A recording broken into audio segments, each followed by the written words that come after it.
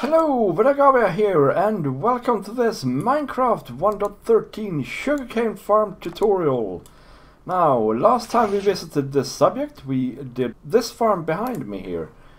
A very small, tiny little farm, cheap and small basically. But I have discovered in my world that this is not enough, okay? I need more sugarcane with all the rockets that I need and all the things and so on. So I decided to design something bigger.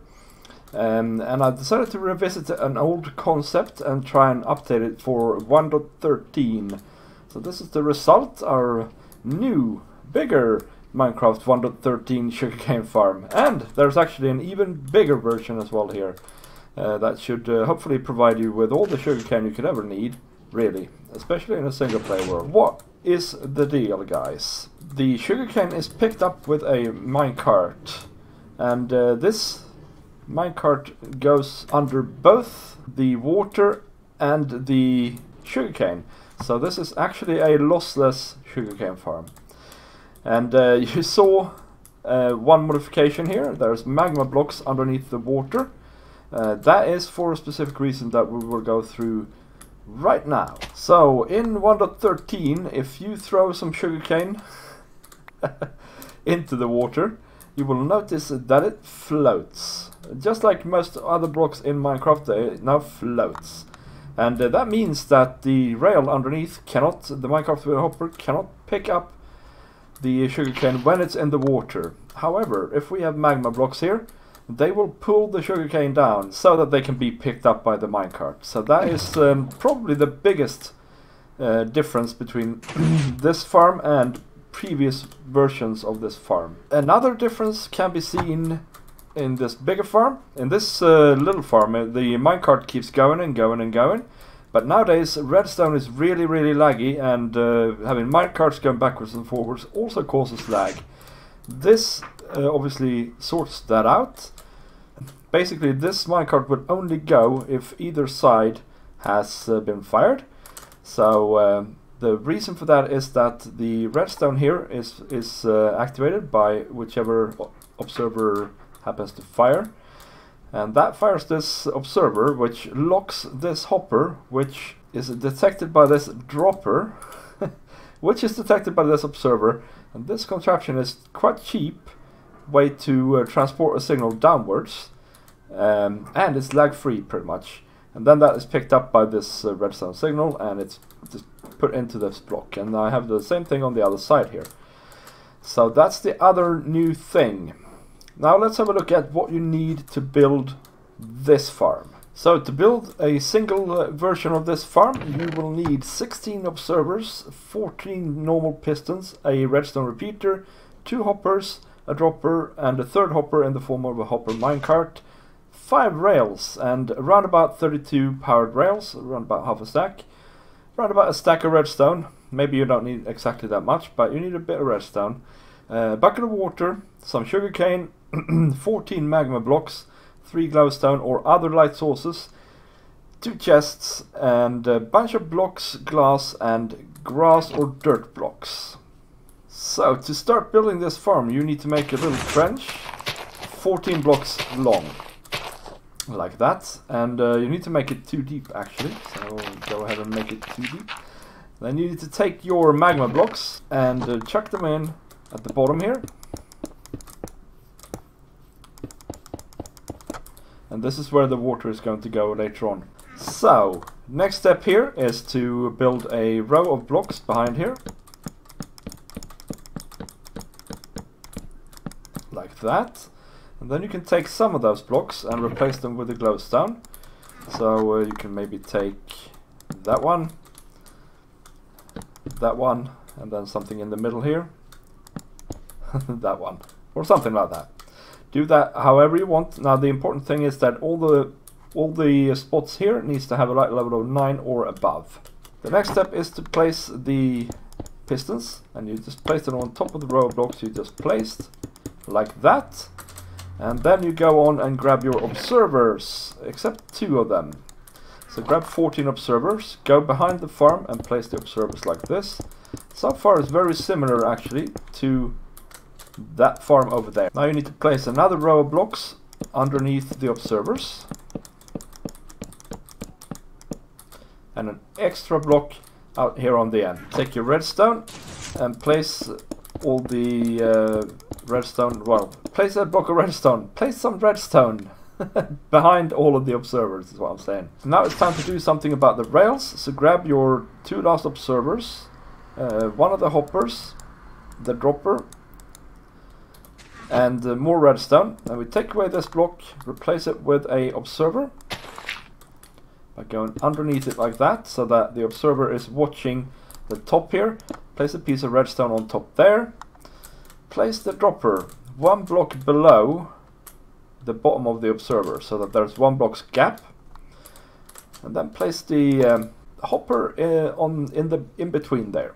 Finally, you need to go down another couple of blocks and place the last observer under there like that, so that it observes the dropper. Okay guys, just to outline this a little bit, you can place some blocks here and here, 4 blocks here, and in theory you can place 4 blocks here as well, although we're going to be working around here a little bit in a minute here. So the next step here is to sort out the rails. So from the magma block, go 1 block to the left and 2 blocks out, and then place a block up there. That's going to be the end of our rail, and then go ahead and dig out underneath the farm an L shape like this, all the way to the end. Okay, once you have that all dug out, you need to take a powered rail followed by a normal rail. That normal rail is important. And then you can place a row of powered rails here, all the way to the end here. Now, the next step is to make the turn here, because the next place we're going in is here.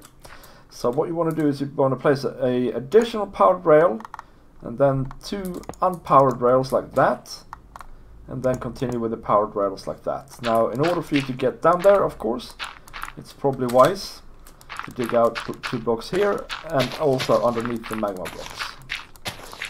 If you place the water before, be careful so you don't break the magma blocks, because then you will destroy your rails, and we don't want that. So like that. Okay, now the next step here is to just place these rails like this. And here we just basically want to place a block so that the minecart turns around again. Okay, so one thing I forgot to mention is that you also need 2 levers or similar powering device.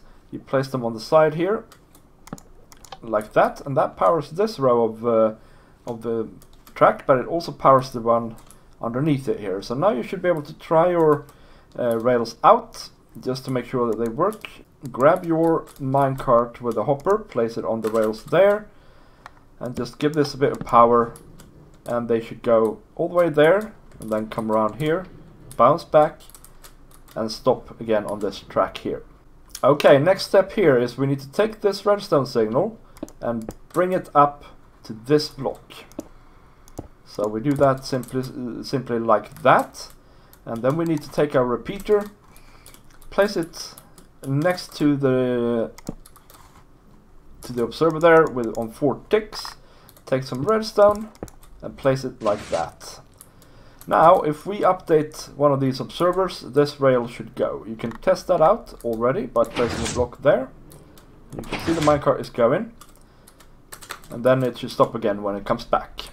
Okay, there's a thing I forgot. Of course you can't have a block here, you need to have a chest, which I have somewhere here. Chest, like this. And a hopper going into the chest like that.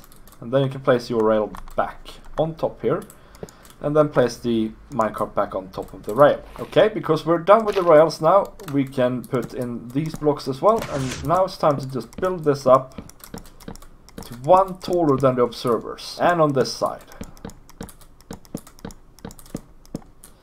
And then it's quite important that you encase the entirety here, so place blocks on top of the observers as well here, and your block will do.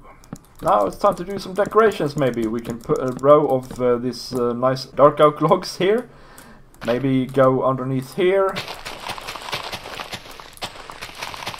and place more dark oak to give this farm a nice framing.